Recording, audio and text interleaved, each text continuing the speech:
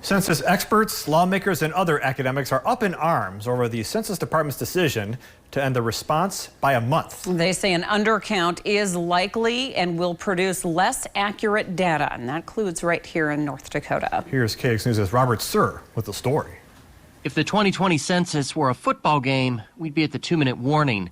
And many of you are still uncounted. We're going door to door, counting the 150,000 plus North Dakota houses that haven't completed the 2020 census. Yes, you heard that correctly. Census workers have begun the gargantuan task of what's called non-response follow-up, personally visiting over 150,000 people who didn't fill out their census paperwork. But the news gets worse.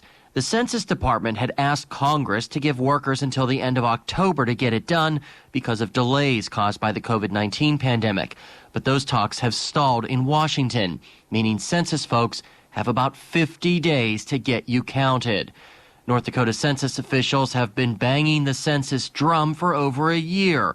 One of those is Kevin Iverson, who's overseeing North Dakota's count. It's enormously frustrating because this data is used by Congress to figure out how to distribute funds.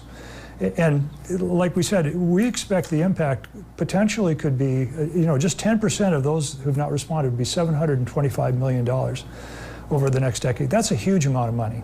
Now, it may also surprise you that North Dakota is one of 10 states across the country whose self-response rate is less than what it was at this point 10 years ago. And that can have a major impact when it comes to federal funding for our state's smaller cities and towns. One of those small towns is Hazen in Mercer County. I caught up with Mayor Jerry Obenauer, who tells me it seems the census has gotten lost in the craziness of 2020. The overall shadow right now is COVID, and I think people have just kind of lost a little bit of touch of reality and what the facts and truth and this whole COVID thing is. I think just making the water muddier for people, and I think they forget about it, not sure how important it's supposed to be. Responses are also woefully low across tribal communities in North Dakota, as response rates so far are under 35%.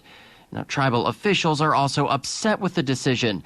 North Dakota Native Vote says the tribal communities are already undercounted and considered crisis areas, while Western Native Voice tells KX News that many federal-funded tribal programs will be severely impacted by an undercount. But census officials feel the rug has been pulled out from under them with such a small window now to get the remaining people counted. More than 1/3 of households in the state of North Dakota had not yet responded to the census. And so that cut our available time for the Census Bureau to go door to door by just about 1/3. So if you haven't already filled out your census form, it's a move that will make an impact for years to come. Reporting for KX News in Bismarck, I'm Robert Sir. Several lawsuits have now been filed against the decision, claiming the move is an attempt to limit the power of immigrants of color as well as Latinos. And keep it here when we return.